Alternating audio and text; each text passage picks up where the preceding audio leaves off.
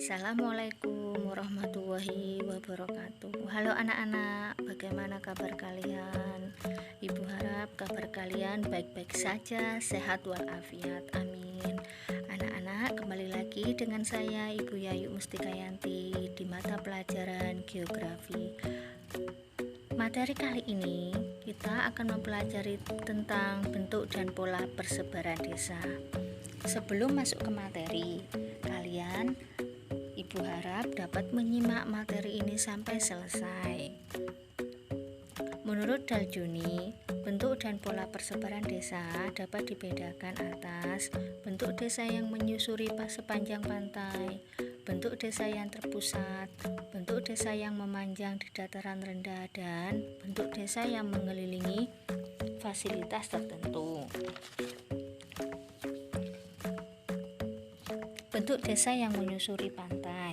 Pada bentuk desa menyusuri pantai ini, sepanjang pinggiran pantai yang landai terdapat desa yang sebagian besar mata pencaharian penduduknya sebagai nelayan. Anak-anak, perkembangan desanya memanjang mengikuti garis pantai yang merupakan tempat melabuhkan perahu atau mendekati tempat penjualan ikan. Anak-anak, selain sebagai nelayan, penduduk desa di pantai juga bermata pencaharian sebagai petani atau kelapa, petani tambak atau kelapa. Yang kedua, bentuk desa yang terpusat. Bentuk desa yang terpusat merupakan bentuk perkampungan yang mengelompok, biasanya terdapat di daerah pegunungan. Penduduknya berasal dari suatu ikatan keluarga sehingga sifat gotong royongnya masih tinggi. Jika penduduknya bertambah, maka perkembangan desanya ke segala arah dengan tidak terencana. Pusat-pusat kegiatan penduduknya bergeser mengikuti arah perkembangan desa. Yang ketiga, bentuk desa yang memanjang di dataran rendah. Pada umumnya,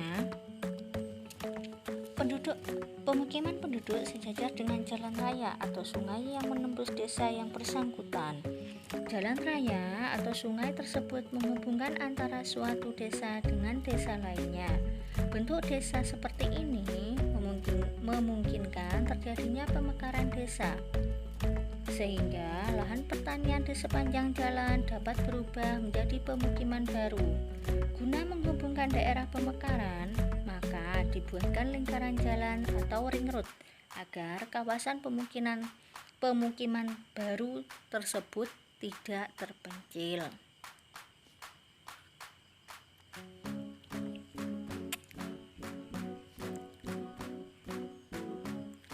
Yang keempat, bentuk desa yang mengelilingi fasilitas tertentu.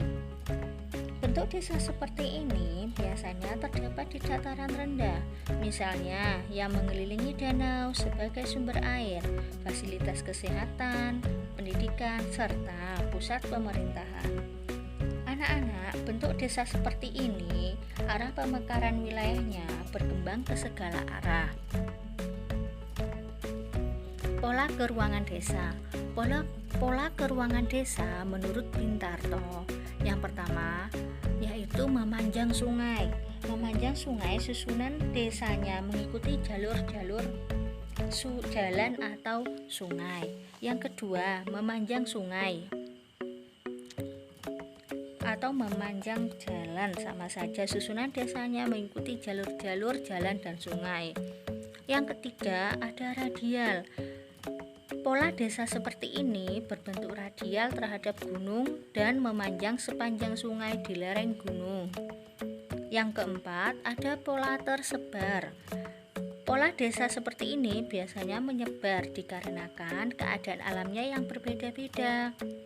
Hal ini bertujuan mencari tempat yang dekat dengan air, tanah yang subur, kaya mineral, dan iklim yang cocok, serta daerah yang aman. Yang selanjutnya yaitu sejajar dengan jalan kereta. Susunan desanya sejajar dengan jalan kereta api. Klasifikasi desa berdasarkan tingkat pembangunannya. Desa yang pertama, desa tradisional, yaitu desa yang terdapat pada daerah terpencil dan terasing. Seluruh kehidupan masyarakatnya termasuk teknologi bercocok tanam, cara pemeliharaan kesehatan dan memasak tergantung pada pemberian alam sekitar. Yang kedua, ada desa swadaya, yaitu desa di mana sebagian besar masyarakat memenuhi kebutuhannya sendiri. Desa ini pada umumnya terpencil dan masyarakatnya jarang berhubungan dengan masyarakat luar, sehingga proses kemajuannya sangat lamban karena kurang berinteraksi dengan wilayah lain atau bahkan tidak sama sekali. Contoh desa swadaya, kegiatan masyarakat di desa tersebut masih dipengaruhi keadaan alam. Yang selanjutnya ada desa swakarya. Keadaannya sudah lebih maju dibandingkan desa swadaya. Masyarakatnya sudah mampu menjual kelebihan hasil produksi ke daerah lain selain untuk memenuhi kebutuhan sendiri. Interaksi dengan masyarakat luar sudah mulai tampak, walaupun intensitas ketemunya masih jarang atau belum terlalu sering. Masyarakat desa swakarya sudah mulai memiliki sarana dan prasarana yang memadai. Yang selanjutnya ada desa swasembada, yaitu desa yang sudah memiliki dan mengembangkan semua potensi yang dimiliki secara optimal. Hal ini ditandai dengan kemampuan masyarakatnya untuk melakukan tukar-menukar barang dengan wilayah lain dan kemampuan untuk saling mempengaruhi dengan penduduk wilayah lain. Selanjutnya ada klasifikasi desa berdasarkan potensinya. Yang pertama, berpotensi tinggi, menempati lahan pertanian yang subur dan topografi yang datar atau agak miring, serta dilengkapi fasilitas irigasi teknis. Yang kedua, berpotensi sedang, lahan pertaniannya agak subur, relief tidak rata, fasilitas irigasi teknis dan sebagian semi teknis. Iklimnya sangat mendukung untuk kegiatan pertanian dan masih mempunyai kemampuan untuk berkembang. Yang ketiga, berpotensi rendah.